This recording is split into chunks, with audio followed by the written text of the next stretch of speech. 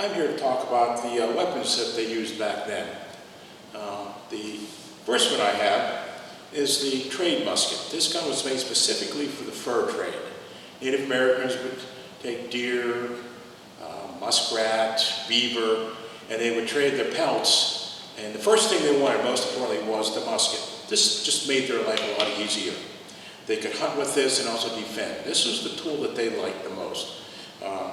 It is a smoothbore musket, flintlock, and later we'll fire one and see how it works. But that's the Native American gun, well-made gun, and in the hands of these Native American hunters, very deadly weapon.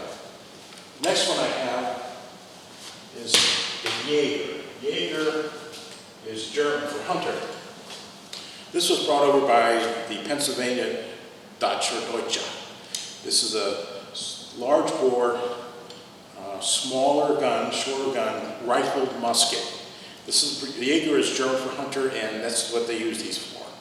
And some of these guns were issued to the Rangers under Colonel Bouquet. He did buy some rifled muskets for some of the better shots. That also, the difference between this gun and that gun is there's grooves cut in this barrel with a slight twist, so when the ball comes out, it spins just like a football, and it stabilizes it, makes it very accurate. The smooth bore is not accurate.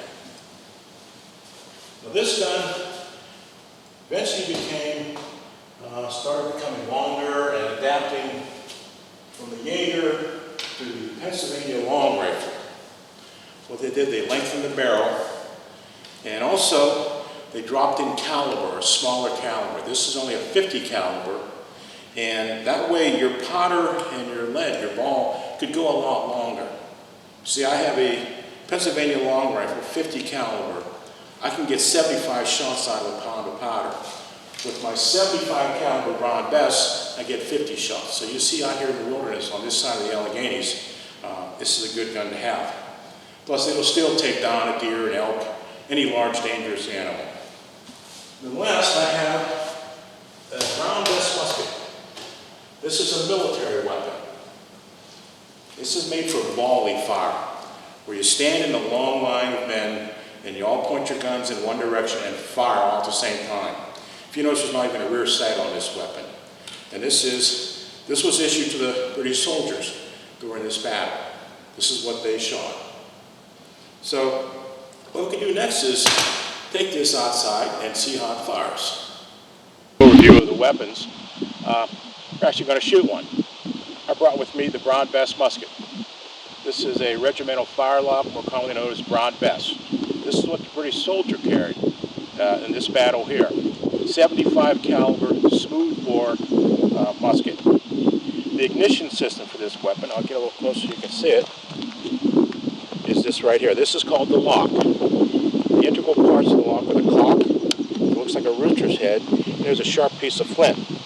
The other part is the pan, and that's called the frizzen. When I go to load this, I'm going to take a little bit of powder, put that in the pan, close the frizzen. If you watch, and you see when this hammer drops, it makes sparks. That ignites the powder in the pan, which jumps in through a little touch hole into the barrel, ignites the charge of the barrel, and launches the ball out the tube. That's how it works.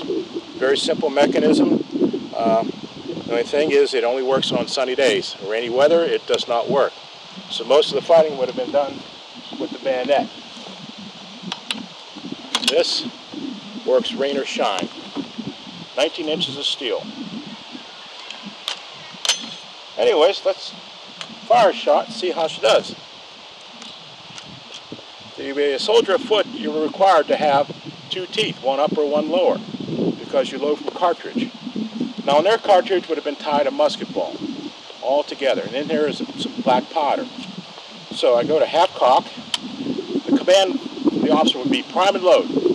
So I go to load, put the powder in the pan,